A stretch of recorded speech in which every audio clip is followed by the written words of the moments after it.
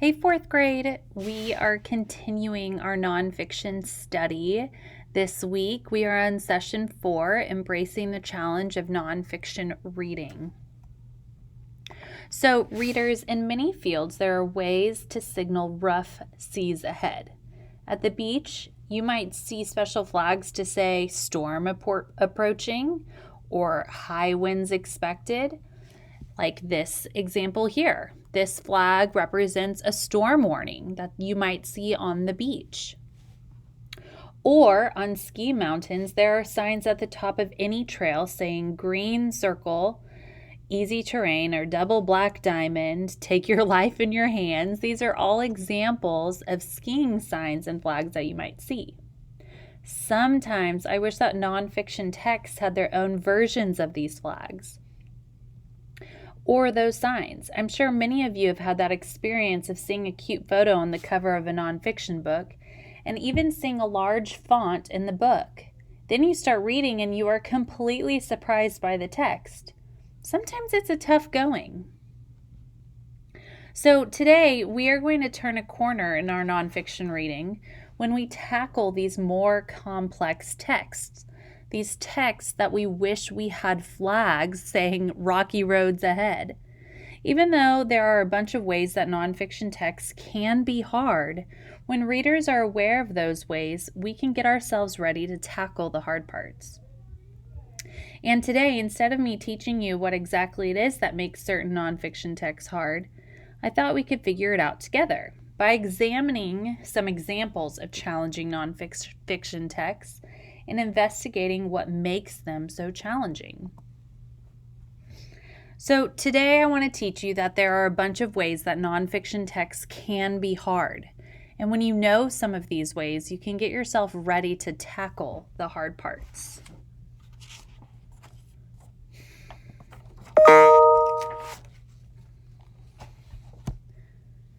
Readers, we're going to do this work together today, but I started a little bit on my own last night.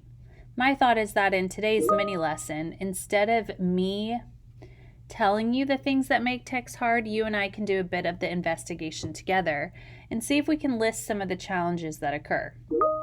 I went to my bookshelf last night and I pulled out a few nonfiction texts. And so this is an excerpt out of one. It's called Sports. And this was a heading and article out of that nonfiction feature.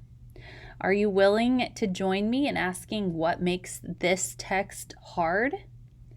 I've taken snippets of this text to work with today, and I'm going to ask you to read and to jot your observations down on why you think this text might be so hard.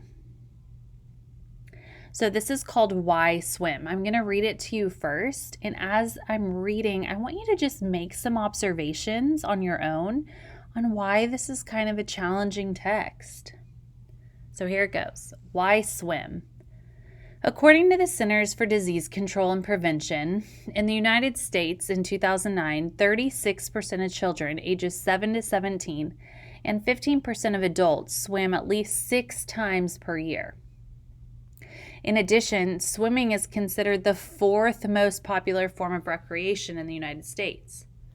1 hour of swimming can burn off up to 650 calories, more than you would burn off through other kinds of exercise, such as walking or biking. The U.S. Census Bureau states that swimming is one of the most popular activities among children and teens ages 7 to 17. But an estimated 65 million people in the United States still do not know how to swim. So I want you to think for a minute, what makes this nonfiction text a little challenging?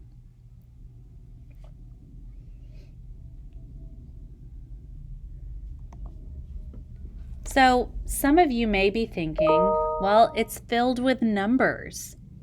Every sentence has numbers. Even this second sentence has a number that they snuck in, this 4th right here. Well, so what? I've seen you guys with working with numbers. Y'all are awesome at math.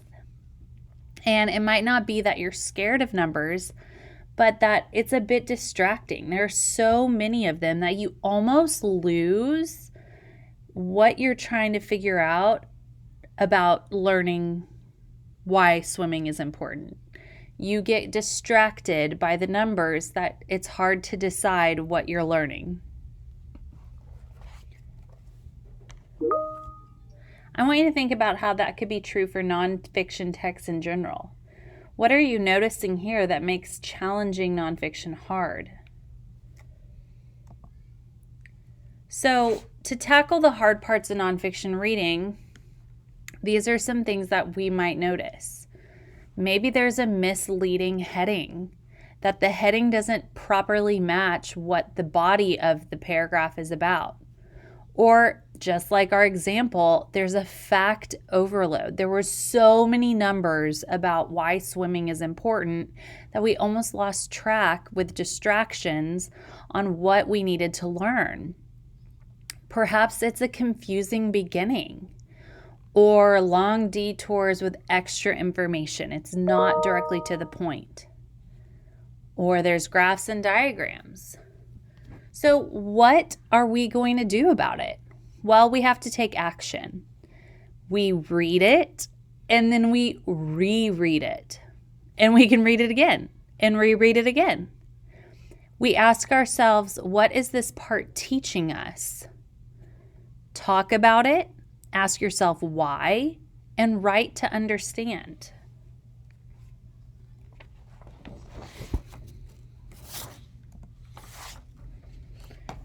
Readers, someone once said perseverance is the hard work you do after you get tired of the hard work you just did. Sometimes nonfiction reading can feel like that. One thing that is true about challenge is that you can choose to avoid it or you can choose to embrace it. The readers who build their nonfiction reading muscles are readers like you, readers who persevere and embrace the challenge of nonfiction reading. I'm hoping you'll embrace the challenges as you'll be able to learn a ton from them. So we've learned over the last several days how to read nonfiction well. We have to first make a connection to our text. We preview the whole text and predict how it might go. We figure out the text structure and use it to determine importance. And then we tackle the hard parts. We reread and read again. We ask ourselves why. We write down our thinking. So remember, the first step is to name the challenge. Then you have to take action or do something about it. Today, while you're reading, be on the lookout for the challenges we found, and others too, so we can all help each other as we read. You're going to read for 20 minutes, picking a nonfiction text that you haven't dove into yet, and I want you to be tackling those hard parts.